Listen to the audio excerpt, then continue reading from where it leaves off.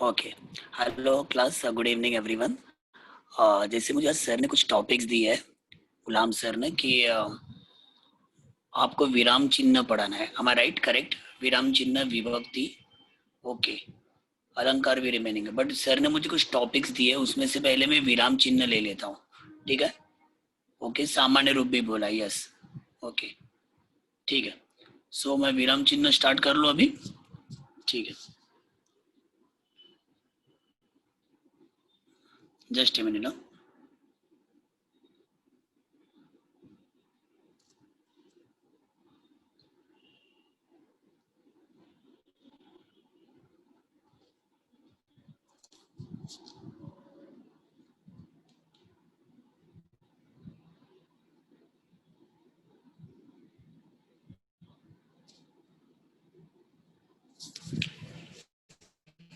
Okay, सो आवाज आ रही है मेरी? विराम चिन्ह पंक्चुएशन, ये आपको 2 मार्क के लिए विराम चिन्ह का टॉपिक होता है। बहुत ही आसान होता है, बहुत ही सिंपल होता है, बट फिर भी हम 2 मार्क इसमें से पूरा नहीं ला पाते। बहुत से बच्चे, ऑलमोस्ट बहुत सारे बच्चे, ये आसान सिंपल होने के बावजूद भी हम नहीं लाते, क्योंकि हमें लगता है आसान है, इसका क्या प्रैक्टिस करना है, ये सिंपल है, कर लेंगे। पर दोस्तों, इसका सही तरीके से उपयोग कैसे करना है और सही तरीके से इसका प्रैक्टिस करना ही है आपको, तो ही आपको पूरे के पूरे 2 मार्क्स मिल जाएंगे। अच्छा, ये विराम चिन्ह का फायदा आपको सिर्फ ग्रामर में 2 मार्क के लिए नहीं, बल्कि आप क्रिएटिव राइटिंग लिखते हो, राइट, जो भी आप टॉपिक लिखते हो, तो वहां पर आपका पंक्चुएशन यानी विराम चिन्ह सही तरीके से होना बहुत जरूरी होता है, राइट। जो भी क्रिएटिव राइटिंग आप पत्र लिखते हो, आप कथा लिखते हो, निबंध लिखते हो, सो दैट टाइम इसका उपयोग आएगा। ओके, सो विराम चिन्ह क्या होता है, अपन आगे बढ़ते हैं। अभी देखो यहाँ पे छोटा छोटा सेंटेंस भी है। छोटी छोटी फुलपाखरे बागेत फिरत होती, सुरेश रमेश आनंद फिरायला शेतात गेले, विद्यार्थी विद्यार्थ्यांचे निकाल खालील प्रमाणे। वा, खूपच छान. ढग गडगडत होते पण पाऊस पडत नाही. फार वर्षापूर्वीची गोष्ट. टिंब टिंब टिंब. कोण आहे तिकडे? तो अभी ये सारे सेंटेंस यहाँ पर ना आपके सामने स्क्रिप्ट में वहां पे दिखाई दे रहे हैं ऑन स्क्रीन, बट जब हम किसी से बात करते हैं तो बात करते हो, समटाइम वी आस्क क्वेश्चन, कई बार हम सवाल पूछते हैं, तो कई बार एक हमारी जो भावना होती है, बातों में कई बार रुकते हैं, कई बार आवाजों का जो अप्स एंड डाउन होता है, चढ़ाव उतराव होता है, तो ये स्क्रिप्ट में जिस तरीके से लिखा जाता है, वो जो संकेत होते हैं, वो चिन्ह होते हैं, इसे क्या कहते हैं हम? विराम चिन्ह। तो वेरी सिंपल, विराम चिन्ह, इसमें ही 2 शब्द है, right, there is a 2 word, first is विराम, सेकंड इज चिन्ह। तो विराम का मतलब क्या है? राम का बड़ा भाई विराम, श्री राम नहीं। विराम यानी पॉज, रुकना, आराम बोलते हैं ना, वैसे आपण जेव्हा एकमेकांशी यानी सेकंड अनदर पर्सन से, दुसऱ्या व्यक्तीशी बोलत असतो, त्यावेळी आपण बोलताना मध्ये थांबतो, हम बीच में रुकते हैं, थोड़ी सी सांस लेते हैं, राइट ना। तर या थांबण्यालाच व्याकरणात विराम असं म्हणतात। विराम म्हणजे थांबणे, रुकना। पर हर बार रोकने का मतलब क्या होता है, वो अलग होता है, वो एक चिन्ह से बताया जाता है। तो चिन्ह म्हणजे काय? संकेत, राईट। लेखनामध्ये हा विराम वेगवेगळ्या खुणांनी दाखवला जातो, म्हणून त्याला चिन्ह असं म्हणतात, सिंबल, संकेत, राईट। इस तरीके से विराम चिन्ह म्हणजे, विराम चिन्ह म्हणजे काय, तर लेखनामध्ये विराम ज्या वेगवेगळ्या चिन्हांनी दाखविला जातो, त्या चिन्हांना विराम चिन्हे असे म्हणतात। क्लियर? इन स्क्रिप्ट जहां जहां हम रोकते अलग अलग तरीके से, तो वो जो रुकना होता है वो जिन चिन्हों से दिखाया जाता है उसे कहते हैं विराम चिन्ह। क्लियर? अभी एग्जाम में पढ़ने में हमें मराठी स्क्रिप्ट में, मराठी राइटिंग में कौन कौन से विराम चिन्ह आते हैं दोस्तों, ये 8 में भी था, 9th में भी है और 10th में भी रहेगा। इवन अपने आगे लाइव में भी जब भी आप मराठी पढ़ोगे, लिखोगे, बोलोगे, समझोगे, सो दैट टाइम ये विराम चिन्ह का उपयोग आपको करना ही पड़ता है। और मराठी में तो विराम या कोई भी लैंग्वेज में विराम चिन्ह का बहुत महत्व होता है।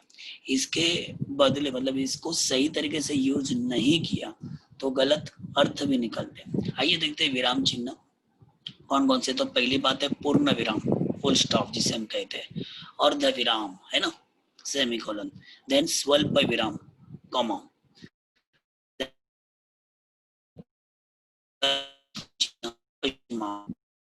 उद्गार चिन्ह, एक्सक्लेमेशन, एक्सक्लेमेटरी सेंटेंस में इस्तेमाल करते हैं। अवतरण चिन्ह, सिंगल या डबल इन्वर्टेड कॉमा, तो इसमें भी दो पार्ट होते हैं, एकेरी अवतरण चिन्ह यानी सिंगल इन्वर्टेड कॉमा, दुहेरी अवतरण डबल इन्वर्टेड कॉमा, संयोग चिन्ह डैश हाइफन, अपसारण चिन्ह। तो ये पूर्ण विराम, अर्ध विराम, स्वल्प विराम, अपूर्ण विराम, प्रश्न चिन्ह, उद्गार चिन्ह, अवतरण चिन्ह, संयोग चिन्ह, अपसारण चिन्ह, यही चिन्ह आपको एग्जाम में पूछे जाते हैं। ओके, आइए वन बाय वन हम इसको समझते हैं। तो आई थिंक सो सबको पता है पूर्ण विराम, फुल स्टॉप कभी हम इस्तेमाल करते हैं। अभी जैसे मैं बोलते बोलते रुक गया, आज पाऊस पडणार आहे। ओके, अभी यहाँ पे मैं बोलते बोलते रुका, मतलब मेरा सेंटेन्स, मेरा वाक्य मैंने क्या किया, रोक दिया पे। तर केव्हा वापरतो आपण? जेव्हा वाक्य पूर्ण होतं, जब भी हम बोलते और सेंटेन्स को कंप्लीट करते, रुकते पूरी तरह से, वाक्य पूर्ण झाले हे दाखविण्यासाठी वाक्याच्या शेवटी पूर्णविराम हे चिन्ह वापरतात। ओके, अभी ये तो आपको सबको पता है। फॉर एग्जाम्पल, तो आंबा खात आहे, इज इटिंग मँगो, रमेश घरी आला। तर अच्छा हा झाला एक उपयोग, व्हेन सेंटेंस कंप्लीटेड, ये हो गया एक उपयोग। बट समटाइम आपने देखा होगा किसी डॉक्टर के क्लिनिक पे जाते हो तो वहां पर आप देखते हैं ना, doctor Madhav Godbole in the bracket MD, तो M.D.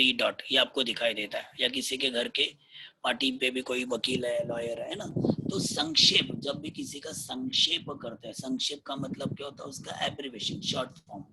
फॉर एग्जाम्पल, ताजा कलम, ऐसा पुराना लिखते वक्त ताक लिखते हैं। अभी आप बोलेंगे सर ये ताजा कलम क्या? ये ओल्ड स्क्रिप्ट लेटर राइटिंग में पहले इस्तेमाल करते थे ताजा कलम, राइट, एनक्लोजर, ये जब लेटर्स में लिखते पहले के जमाने।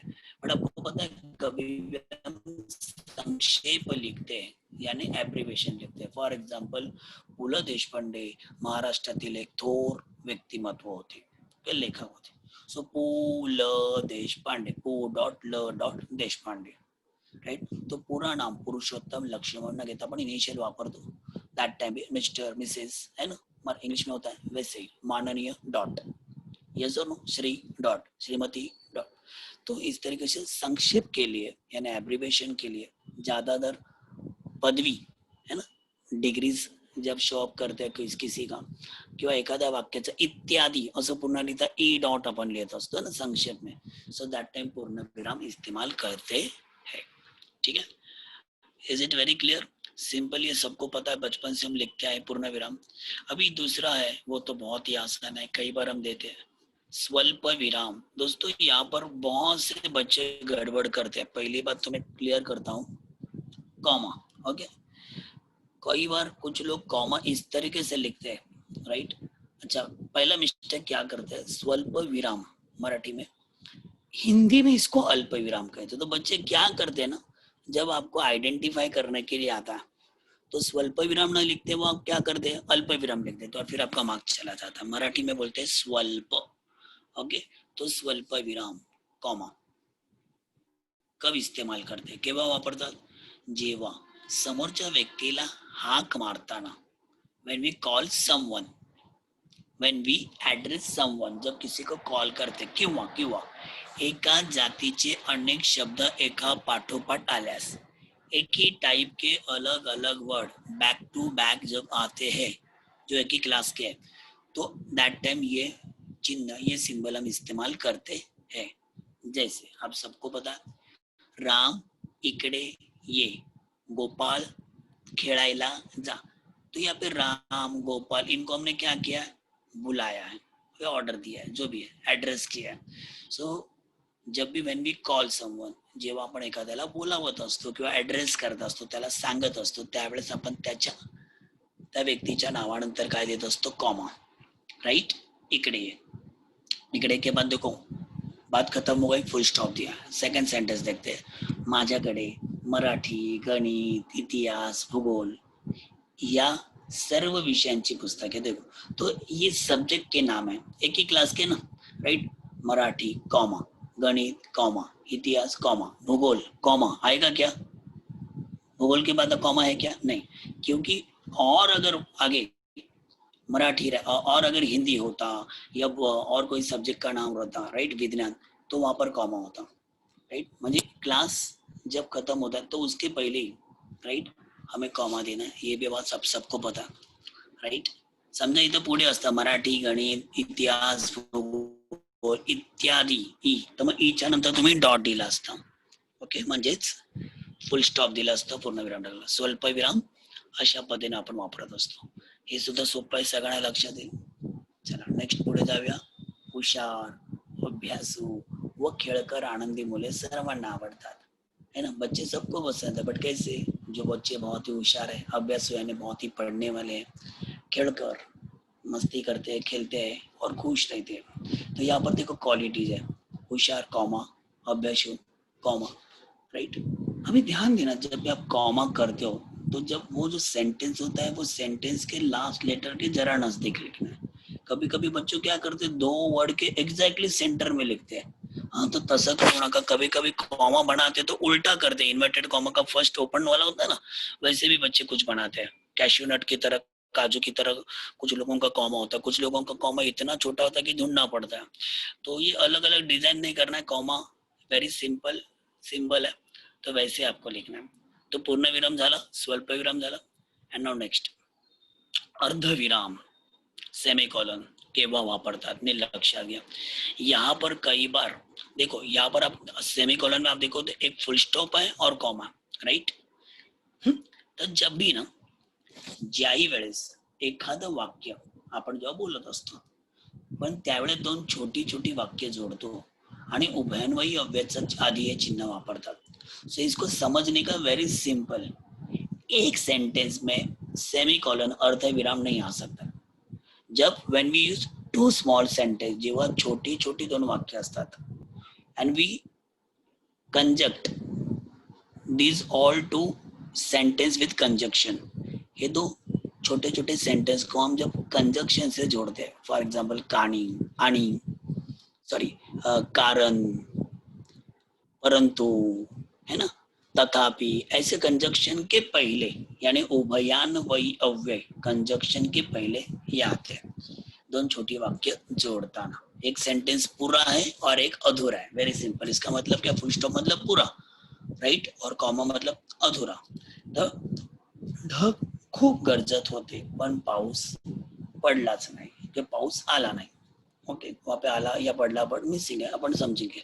अब देखो, there is a two main words, two sentence. ढग खूप गरजत होते, सेकंड पाऊस पडला नाही किंवा पाऊस आला नाही. तो ये दो ही अलग अलग सेंटेंस, इसको जोड़ा है पण ये कंजक्शन से. तो एग्जैक्टली पण कंजक्शन के पहले क्या आया है? सेमीकोलन. मैंने आपको बोला ना, एक आधा होता है और एक पूरा होता है. तो ढग खूप गरजत होते, इट्स पूरा सेंटेंस, राइट, कंप्लीट सेंटेंस. ये इंडिपेंडेंट सेंटेंस है. और इसके ऊपर पाऊस पडला नहीं, ये डिपेंडेंट सेंटेंस है, ये उसके ऊपर आधारित है. तो वेरी सिंपल, सेमीकोलन का भी इस्तेमाल करते हैं, दो छोटे छोटे सेंटेंस को जोड़ना. और वेरी सिंपल, ये कंजक्शन के पहले आता है, पण. यहाँ पे कंजक्शन क्या है? पण. आइए देखते हैं दूसरा सेंटेंस. त्या देशात राजा होता पण लोकांना, लोपन सत्ता लोकांच्या हातात गेली, है ना. वो कंट्री में, उस देश में राजा था, बट रूल किसके? ये पूरा सत्ता, रूल किसके हाथ में चली गई? प्रजा के हाथ में, लोगों के हाथ में. तो यहाँ पे भी दो सेंटेंस है. त्या देशात राजा होता, ओके, फुल कंप्लीट सेंटेंस है, बट एक अधूरा सेंटेंस है, पण सत्ता त्यांच्या हातात गेली ना. तो ये दोनों के बीच में या कंजक्शन के पहले क्या आएगा? ये कॉमा. Okay, semicolon. नाउ आता आपण पाहूया अपूर्ण विराम, राइट. अपूर्ण विराम, दोनों डॉट है, दोनों फुल स्टॉप एक के ऊपर एक आए, ऐसा बोल सकते. कॉलन, सेमीकोलन के बाद अभी कॉलन देते. अब ये कब इस्तेमाल करता है? वेर एवर आपने कहीं पर भी डायलॉग राइटिंग लिखा है, वहां पर आपको ये समझ में आया होगा. वाक्याच्या शेवटी जो आपल्याला तपशील द्यायचा असतो, तपशील का मतलब पर्टिक्युलर, डिटेल, कोई बात हमें डिटेल में बतानी होती है, सो दैट टाइम ये चिन्ह का इस्तेमाल हम करते हे वाक्याच्या शेवटी तपशील वापरताना म्हणजे उदाहरणार्थ पुढील क्रमांकाचे विद्यार्थी अनुत्तीर्ण झाले, ये नंबर के स्टूडेंट्स फेल हो गए, अनुत्तीर्ण है ना फुल स्टॉप, और आगे क्या लिखा है अपूर्ण विराम डॉट डॉट, है ना, roll number 2, roll number 5, roll number 15, roll number 20, तो ये 4 लोग फेल हो गए, ऐसा इसका मतलब। यानी डिटेल देना है जब भी हम बात करते हैं। या सहलीचे साहित्य, मुलांना उद्या सहल जाणार आहे तर सहलीचं साहित्य पुढील प्रमाणे डॉट डॉट डॉट अपूर्ण विराम, जेवणाचा डबा आहे ना, कॉमा, स्वेटर, टॉर्च, चादर एक्सेट्रा एक्सेट्रा आणि शेवटी फुल स्टॉप, राईट। सभेचे खालील विषय खालील प्रमाणे, सभेचे विषय खालील प्रमाणे, कोई मीटिंग है उसका मिनट्स होता है, उसका एजेंडा होता तो एज बिलो, राइट। तो यहाँ पर हमने क्या देखा अभी, अपूर्ण विराम। यहाँ पर अपूर्ण विराम का और एक एग्जाम्पल मैं बताना चाहूंगा, यहाँ पे नहीं लिखा है बट आपको, जैसे मैंने शुरुआत में बोला, जब भी आप संवाद लेखन लिखते हैं, डायलॉग राइटिंग, तब जब हम किसी का वाक्य लिखते हैं दैट टाइम पे ये इस्तेमाल कर सकते हैं। आई म्हणाली, मदर सेज, राइट ना, वडील म्हणाले, बाबा म्हणाले, तो आई बाबा जो भी कहता है उस व्यक्ति के आगे भी आप अपूर्ण विराम लिखते हैं, समझे, तपशील देताना संवाद लेखन। आता पाहूया प्रश्न चिन्ह। Oh my God, question mark तो आपको सबको ही आता है, बहुत सारे क्वेश्चन मार्क आपके भी माइंड में होते हैं, सर ये क्या है वो क्या है, बहुत से सवाल हम पूछते रहते हैं। तो ये सवालों के आगे क्या आता है, जब भी हम प्रश्न पूछते हैं so that time question mark देना। वाक्यात प्रश्न विचारला गेला असेल तर तो दर्शवण्यासाठी वाक्याच्या शेवटी चिन्ह वापरतो। उदाहरणार्थ तू केव्हा आलास, तुझे नाव काय, ओके, माझ्याकडे किती चेंडू आहेत, अच्छा क्वेश्चन मार्क सही तरीके से देना है, ओके। जो भी क्वेश्चन हम पूछते हैं, शाळेत गेलेलास का, आज घरचा अभ्यास झाला का, आज पाऊस पडणार आहे का, तो असे बरेच प्रश्न आपल्याला पडत असतात। So question mark simple. Next उद्गार चिन्ह, मागो एक्सक्लेमेशन, राइट, एक्सक्लेमेटरी सेंटेंस के टाइम पे हम इस्तेमाल करते हैं जब भी हम बात करते हैं। सो क्या होता है कि हमारी जो भावनाएं होती है, हमारे जो इमोशंस होते हैं, फीलिंग्स होते हैं, बहुत स्पॉन्टेनियसली उसको एक्सप्रेस करते हैं, उत्स्फूर्तपणे आपण ते बोलत असतो। तो अभी मैं डर गया हूँ, या मुझे बहुत खुशी हुई है, या मुझे बहुत अजीब सा लग रहा है, बहुत सरप्राइज कर रहा हूँ, या जो भी है, तो हमारी जो फीलिंग है ये हमारे बातों से हम जब बोलते हैं, तो ये इसको स्क्रिप्ट में जब हम दिखाते हैं तो उसको उद्गार चिन्ह कहते हैं। मतलब मनातील कोणतीही भावना व्यक्त करणाऱ्या वाक्यातील पहिल्या शब्दाच्या नंतर हे चिन्ह वापरतात। मनातील कोणतीही भावना, आनंद, दुःख, राईट, एखादी मनात आनंदाची भावना आहे, दुःखाची भावना आहे, भीतीची भावना आहे, आश्चर्याची भावना आहे, तिरस्काराची भावना आहे, तर ती आपण यातून दाखवत असतो। अब केवढा मोठा हाती, आता केवढा मोठा हाथी, कितना बड़ा हाथी, ये भी ठीक है, बट हम क्या इस्तेमाल करते हैं, अब यानी ये केवल प्रयोगी अव्यय, राइट, इंटरजेक्शन। तो अब एकदम सिंपल है, इंटरजेक्शन इस्तेमाल करते तो उसके आगे भी क्या आता है, exclamation sentence, exclamation mark, right. अब आश्चर्य, यहाँ पर कौन सी भावना हमारे मन में, आश्चर्य। अब मैंने जब ऐसा रीड किया, मैंने एक्सप्रेशन का अगर मार्क नहीं, अब केवड़ा मोटा थी, तो कैसे रीड होगा ऐसा, अब केवड़ा मोटा। बट जब मैं एक्सक्लेमेशन मार्क रखता हूँ तो मैं रीड कैसे करूँ, अब केवड़ा मोटा थी, तो आपने उसका रीडिंग उस तरीके से उस मार्क की द्वारा, शाबाश, खूब छान खेळलास। अब ये शाबाश शाबाश की है ना, जो भावना है वो उस मार्क से समझ में आता है। अगर ये मार्क नहीं होता तो शाबाश, खूप छान खेळलं असतं, मग त्या पद्धतीने ते बोलावं लागलं असतं, राईट। कधी कधी वाक्याच्या शेवटी देखील चिन्ह वापरतात, तो इंटरजेक्शन के बाद तो इस्तेमाल करते, but sometime end of the sentence भी इस्तेमाल करते हैं। जैसे किती हिरवागार आहे हा मळा, सिंपल सेंटेंस क्या है, हा मळा खूपच हिरवागार आहे, ये खेत मळा है ना, खेत, ओके, कितना हरा भरा है, हा मळा खूपच हिरवागार है, ये होगा सिंपल सेंटेंस। बट यही एक्सक्लेमेटरी सेंटेंस में कैसे बनेगा, किती हिरवागार है मळा, कितना हरा भरा है ना ये खेत। तो हम जब बोलते हैं, हमारी जो भावना एक्सप्रेस करते हैं, तो ये दर्शाने के लिए उद्गार चिन्ह का इस्तेमाल करते हैं। आप सब जानते हैं, इसका अच्छे से प्रयोग भी करते हैं, सिर्फ एग्जाम में नहीं करते, ओके? तो एग्जाम में अच्छे से प्रैक्टिस करके इस्तेमाल करना है। बाप रे कितनी ऊंचाई इमारत है ना, आश्चर्य। तो केवल प्रयोगी अव्यय के बाद में भी है और एंड ऑफ द सेंटेंस भी। क्लियर? उद्गार चिन्ह सबको सिंपल है। चलो आगे बढ़ते हैं। नो नेक्स्ट, अवतरण चिन्ह यानी अभी एक्सक्लेमेशन लिखा आहे इन the bracket mark of exclamation, पण नाही इन्व्हर्टेड, ओके? याचे दोन प्रकार आहेत अवतरण चिन्हाचे, एक अवतरण चिन्ह और दूसरा दुहेरी अवतरण चिन्ह, single and double inverted comma. Inverted लिखना है, वहाँ पे गलती से एक्सक्लेमेशन ही रह गया है, बट आप समझदार, आपको समझते हैं। अवतरण तो सिंगल इन्वर्टेड कॉमा, ओके?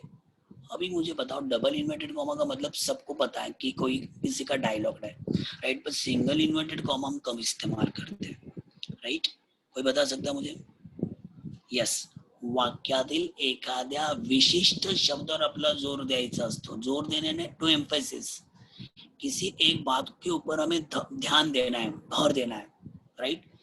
एखाद्या पुस्तकाचं नाव सांगायचं आहे, किसी एक प्लेस का नाम बताना है, किसी एक पुरस्कार का नाम बताना है, राइट? तो किसी एक वर्ड को हाईलाइट करना है जब हमें, सो दैट टाइम हम एकेरी अवतरण चिन्ह इस्तेमाल करते हैं।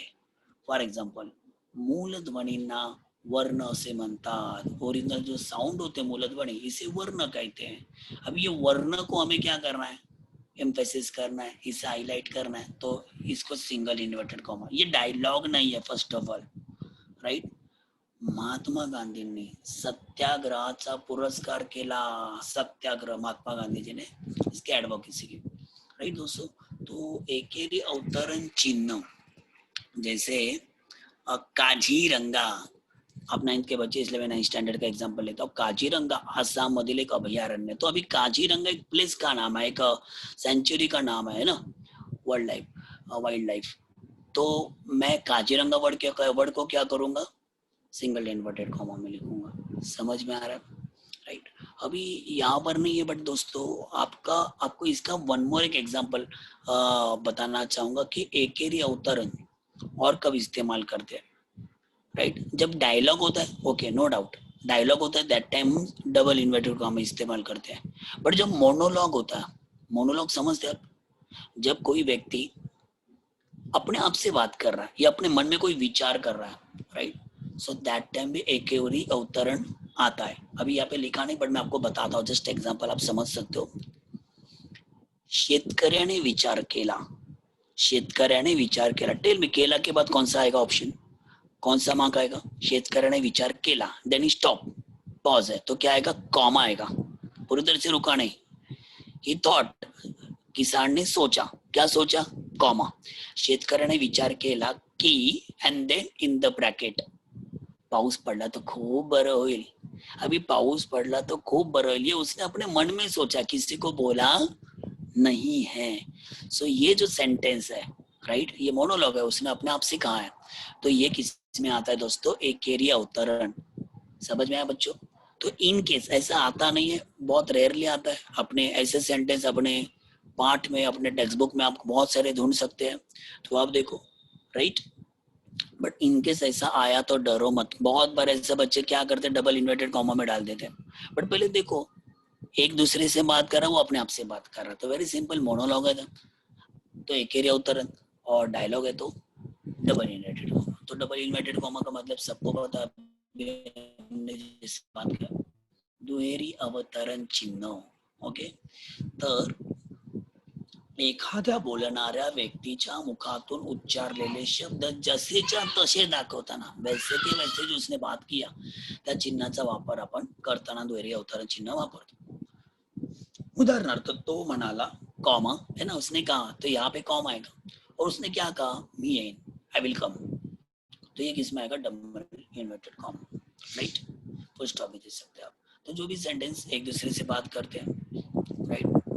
तो दोस्तों यहाँ पर हमने क्या सारे अभी, ओके, आपको संयोग चिन्ह और इसमें ये सब कुछ रखा नहीं है, क्योंकि आपको 9th में वो नहीं है आपको, राइट?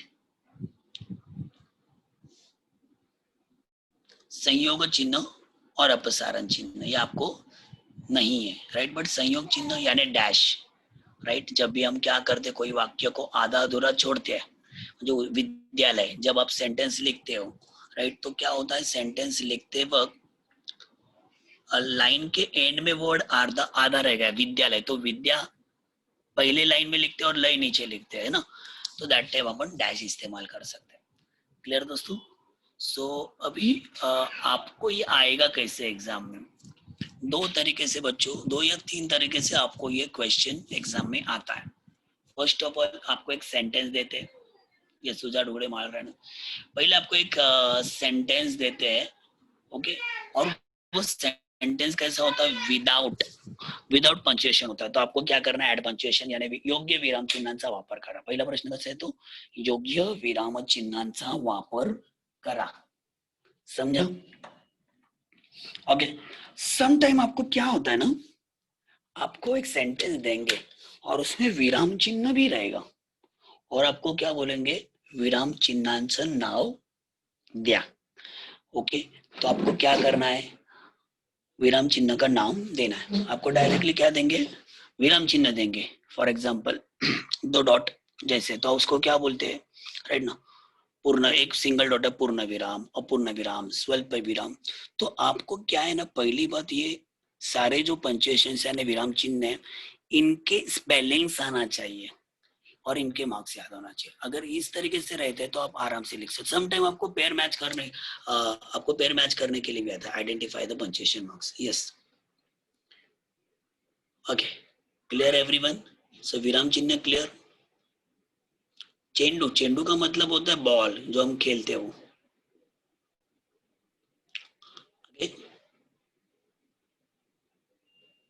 यस, डायरेक्ट स्पीच जब हम बात करते हैं तो दैट टाइम भी हम लोग क्या कर सकते हैं, डबल इन्व्हर्टेड काम, जेव्हा काही महत्वाचं सांगायचं झाल्यास तेव्हा एकतरी, ओके, स्वामी विवेकानंद खूप होशियार होते, ठीक है, वेरी गुड, आगे डन।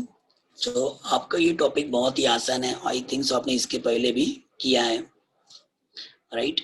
अभी आ, अभी ना एक और एक टॉपिक मुझे सर ने अपने लिस्ट में दिया था, और वो था शब्द शुद्ध करून लिया।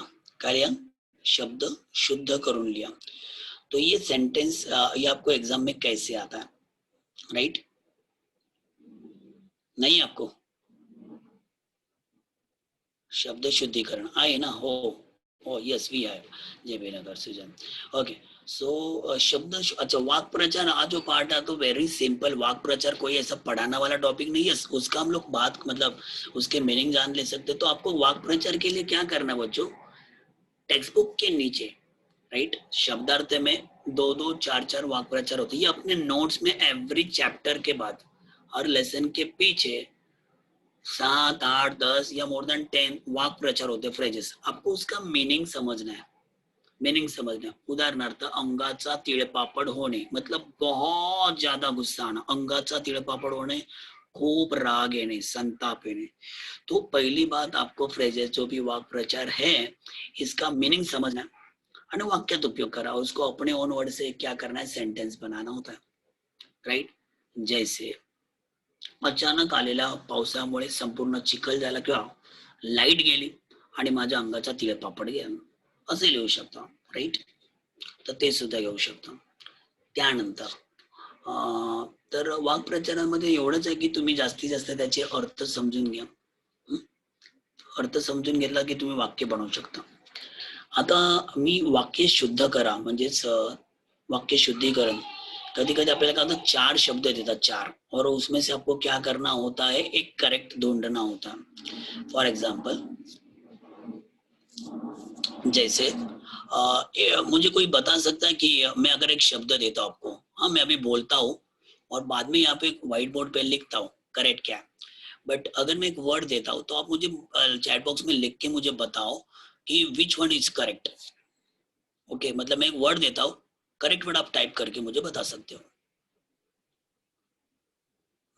जस्ट अ मिनट, मैं आपको वर्ड दे रहा हूँ, निर्मल। चलो निर्मल ये वर्ड लिखना आपको, तो कैसे लिखोगे निर्मल, निर्मल का स्पेलिंग, निर्मल,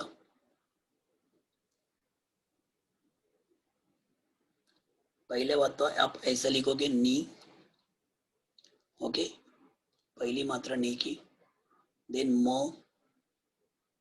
देन उसके ऊपर रफार, ये होता है रफार, एंड देन लो, क्या आ गया, निर्मल। क्लियर, समझा सबको? अभी ना आपको चार तरीके से निर्मल अलग अलग देते हैं। निर्मल लिखेंगे, कभी कभी ऐसा भी लिखेंगे, नीर मोड़।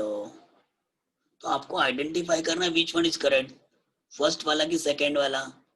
नो डाउट फर्स्ट वाला इज क्लियर, समझा? कभी कभी ऐसा लिखते हैं, देखो अभी रफार, रफाल वाले वर्ड देते हैं आपको ये, राइट? तो आपको सही पहचानना है इसमें। अभी ये निर्मल होगा क्या, इसका र पहला आया है, मतलब अर्निमो ऐसा हो जाएगा, तो ये भी रॉन्ग है।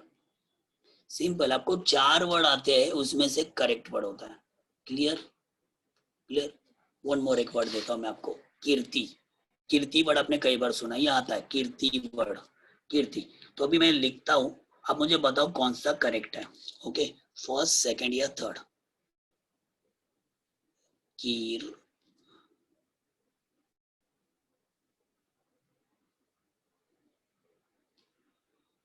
ओके। दूसरा मैं ये लिखता हूं, कीर्ति।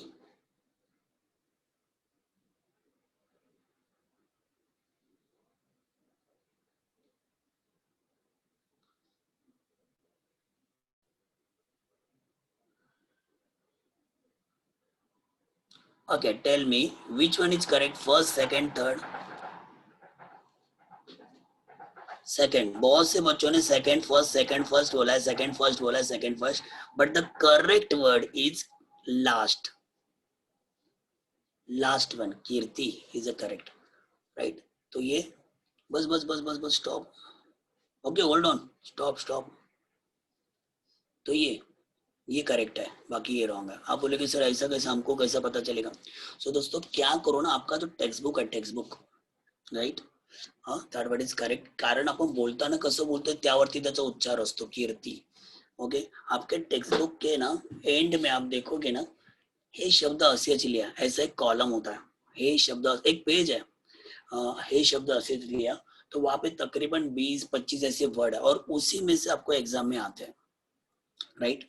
वन मोर एक वर्ड आपको ज्यादातर पूछा जाता है, वन मोर एक वर्ड आपको ज्यादातर पूछा जाता है, और वो वर्ड है व्यक्तिमत्व। व्यक्तिमत्व, तो कैसे लिखोगे व्यक्तिमत्व वर्ड आप? व्यक्ति,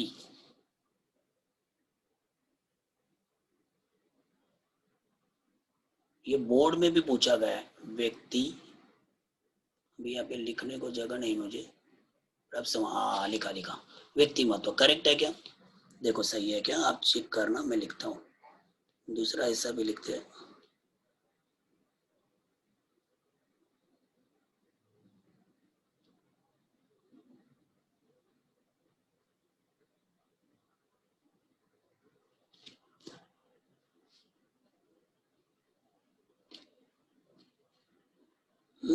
अभी कुछ बच्चे है ना इसको ऐसा भी लिखते हैं, व्यक्ति महत्व करते हैं, ये second is correct, second is correct, first is wrong, right?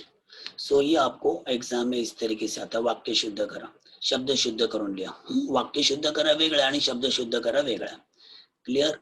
Okay, stop, right? और कोई डाउट?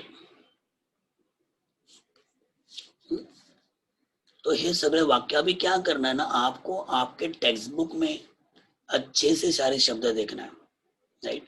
अभी कुछ, अभी मैंने आपको रफार वाले सेंटेंस बनाए, कुछ आपको स्पेशली जोडाक्षर शब्द होते हैं ना, वो आपको पूछा जाता है स्पेशली झाड, और एक होता है, आता मी ते अनुस्वार वाला एक देतो, अनुस्वार वाला, फॉर एग्जाम्पल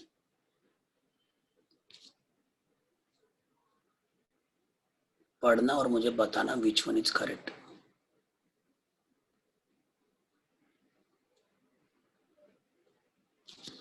अलंकार,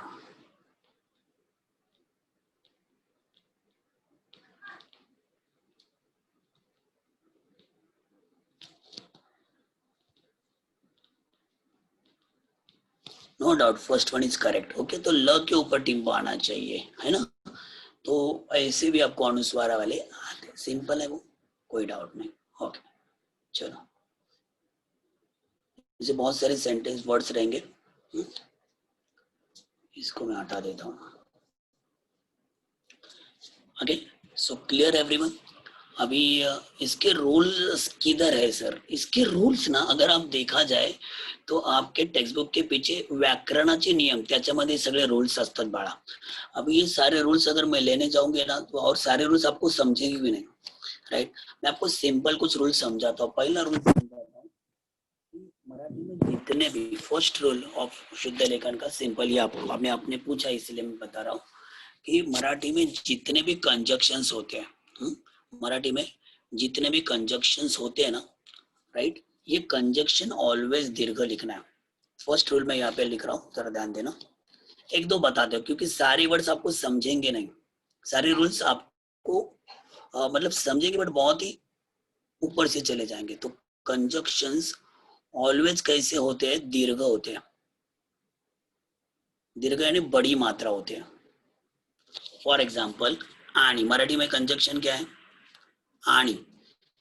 तो आनी ना बच्चों, आप लोग जनरली बहुत से बच्चे ऐसा लिखते हैं, सॉरी मैंने दीर्घ लिखा, रस्व होते हैं. ओके, तो ये रॉन्ग है.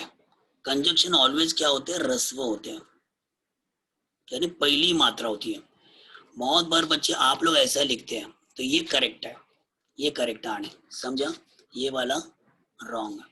और दूसरे भी अगर हम कंजक्शंस लिखता हूं मैं मराठी में, और क्या क्या कंजक्शन है, जैसे परंतु. हाँ, अभी आप बोलोगे ये परंतु जो लिखना है, ओके, इसका तू जो है ऐसा लिखो या ऐसा लिखो, विच वन इज करेक्ट? रस्व या दीर्घ? एज पर मैंने रूल जो बताया इसके हिसाब से क्या, परंतु कैसे आएगा? रस्व, क्योंकि मराठी के सारे कंजक्शन कैसे होते हैं? रस्व, स्मॉल. यस, रस्व को स्मॉल भी बोल सकते हैं या छोटी मात्रा भी बोल सकते हैं. क्लियर? और एक एग्जांपल इसका, ये रूल का, वो रूल है किंवा. अभी मुझे किंवा लिखना है ना, तो किंवा का ये देखो, ये पहली मात्रा है, ऐसा नहीं लिखते किंवा. ऐसा होता है कि किंवा नहीं, राइट, ऐसा होता है. क्लियर? तो ये एक तो रूल समझा आपको. ओके, चलो दूसरा रूल समझाता हूं आपको. अच्छा, इसको जैसे मैं आपको, आप साइंस में भी पढ़ते, कोई भी रूल पढ़ते हो ना, तो रूल्स के साथ उसके क्या बोलते हैं, अजम्पशन, कुछ एक्सेप्शन भी होते हैं. तो एक्सेप्शन इसका एक ही है. इसका ये है कि नी, मराठी में नी ये कंजक्शन है, राइट? हाँ, ये भी रस्व आता है, बट दूसरा रूल मैं आपको समझाता हूँ, फिर ये उसका एक्सेप्शन है. फॉर एग्जाम्पल मराठी में सिंगल लेटर, दूसरा हिंट या दूसरा रूल समझाता हूँ. सिंगल लेटर आया, सिंगल. फॉर एग्जाम्पल मैं म लिखता हूँ, ह लिखता हूँ, क लिखता हूँ, राइट? स्वतंत्र अक्षर, याला पण आपण स्वतंत्र अक्षर है, तो ये ऑलवेज ना दीर्घ आते हैं. क्या आते हैं? दीर्घ. फॉर एग्जाम्पल देखो, अभी मुझे मी लिखना है, मी, तो ऐसा पहला लिखो मतलब रस्व लिखो या दीर्घ?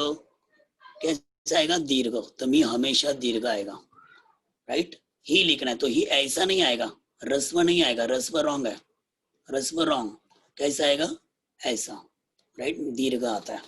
सिंपल रूल है, तो मैं आपको सिंपल रूल समझा रहा हूँ जो आपको तुरंत ध्यान रख सकते हैं. की लिखना है तो हिंदी में दो की होते हैं, मराठी में एक ही की होता है. देखो कई बार आपको मराठी और हिंदी में गड़बड़ हो जाती है, फिर आपका मार्क्स चला जाता है. सो यहाँ पर की एक ही है मराठी में, मराठी में दो की नहीं है, ओनली वन की है.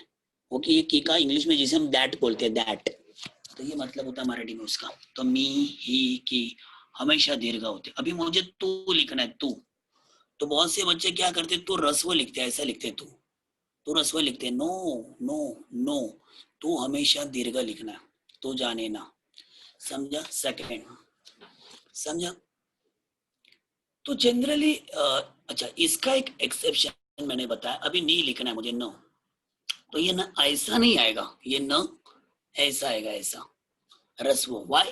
क्योंकि ये नी का मतलब क्या होता है, आप बोलोगे सर ये दीर्घ होना चाहिए, बट ये ये रस्व क्यों होता है? बिकॉज नी का मतलब क्या होता है? आनी, एंड, यानी कंजक्शन में आएगा. तो पहले रूल का से ये रिलेटेड है म्हणून पहिल्या नियमाला लागू आहे म्हणून ये उसका एक्सेप्शन है सेकंड रूल का. क्लियर? ठीक है. अब मैं तीसरा रूल नहीं बट एक ऑब्जर्वेशन सिंपल बताता हूँ जिसके द्वारा आप बहुत क्लियरली आपके शुद्ध लेखन को अवॉइड कर सकते हैं, मतलब जो भी ग्रामेटिकल मिस्टेक्स है.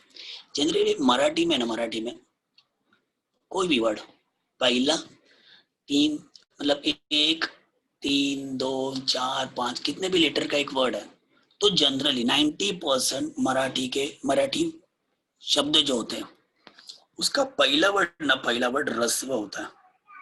कैसा होता है? रस्व. और लास्ट वाला इन जनरल दीर्घ होता है. सॉरी, मैंने रस्व ऐसे, लास्ट वाला लेटर ये दीर्घ होता है, यानी बड़ी मात्रा होती है. फॉर एग्जाम्पल मुझे पिशवी लिखना है, प श और वो आया. So no doubt as per this rule right, पी कैसा आएगा? पी कैसा आएगा? पहली. और वी कैसा आएगा? बड़ी मात्रा, पिशवी. समझा? समझा? पिशवी. तो उच्चार कैसे होता? पी स्मॉल और वी दीर्घ. उदाहरणार्थ मी आता नीट उच्चार करतो, लक्षात द्या. पिशवी, पिशवी असं नाही. पिशवी लास्ट लेटर के ऊपर दीर्घ मात्रा है. तो इस तरीके से. अच्छा, इसमें तो बहुत सारे एक्सेप्शन भी है बट जनरली बहुत से शब्द, अभी मुझे कुंकू लिखना है, कुंकू राइट. तो मुझे बताओ पहला को कौन सा आएगा? जनरली पहला को कौन सा आएगा? रस्व.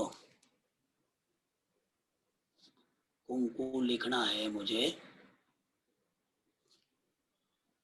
राइट, तो पहला कैसे आएगा? पहला कैसे आएगा? रस्व. और दूसरा कुठला आएगा? दीर्घ राइट.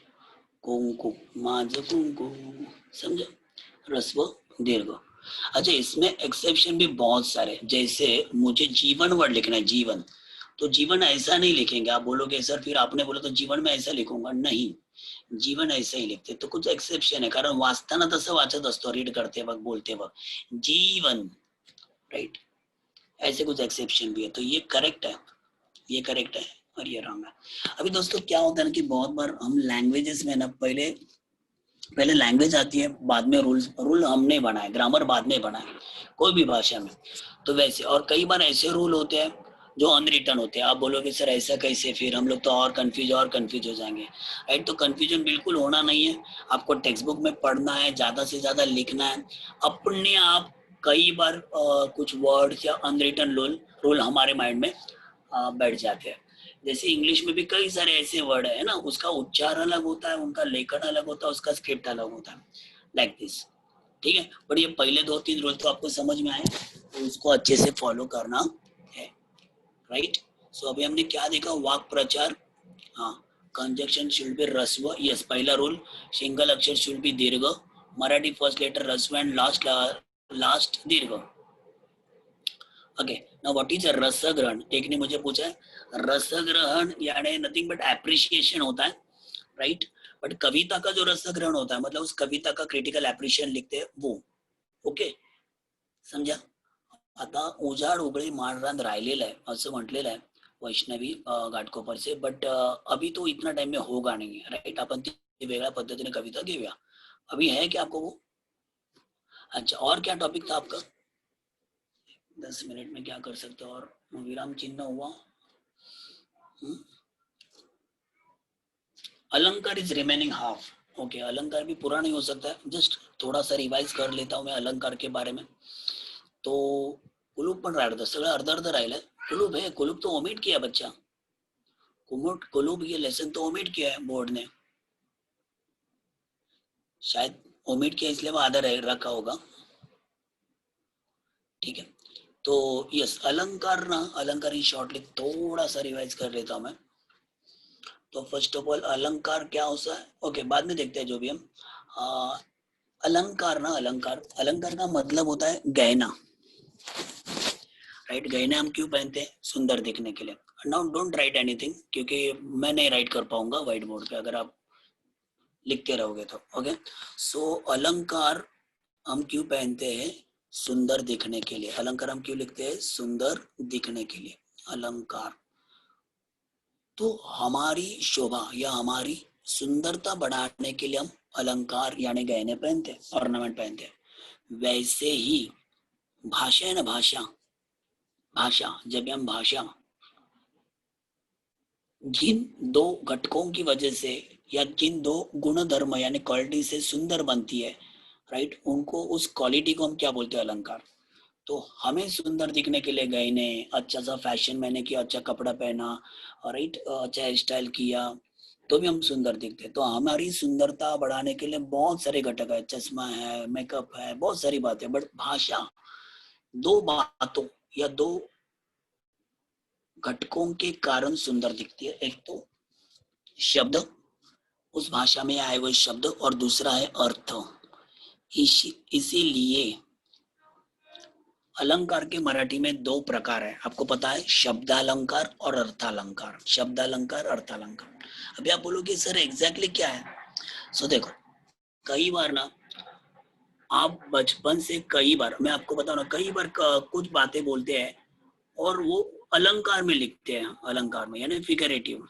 फॉर एग्जाम्पल, सीधी बात, मुझे बहुत भूख लगी है, मैं माँ को घर जाके कहता हूँ, या आई घरात नहीं सांगतो, आई मला खूप भूक लागली आहे ग, राइट। तो ये होगी सिंपल सीधी बात, क्लियर, नो बकवास, मुझे बहुत भूख लगी है, खाना दे, क्लियर। बट यही अलंकारिक में यानी फिगरेटिव में हम कैसे बात करते हैं, अरे माँ पेट में चूहे दौड़ रहे, कब देगी खाना तू, अभी सच में पेट में चूहे दौड़ते हैं क्या, अगं आई पोटात कावळे काव काव करतात, दे ना जेवण, मला भूख लागली है, अभी सच में पेट में कौवे चिल्लाते हैं क्या, चूहे दौड़ते हैं क्या, नहीं। बट ये जो बात करते हैं, इसी को हम क्या बोलते हैं, अलंकार। क्लियर। सो टाइम आउट, यहाँ पे रुकते हैं। अगली बार इसको और अच्छे से विद पीपीटी में बता देता हूँ आपको, ठीक है। Okay, done everyone. तो शब्दालंकार, अर्थालंकार आपको पढ़ने हैं। विभक्ती नेक्स्ट टाइमला घेऊया आपण, विभक्ती नक्का घेऊया पुढच्या वेळेस, मी पीपीटी आणतो. Okay, thank you very much, bye, take care. विराम चिन्ह का अच्छे से प्रयोग करना, उपयोग करना है, प्रैक्टिस करना है। Okay, bye bye, take care, bye sir.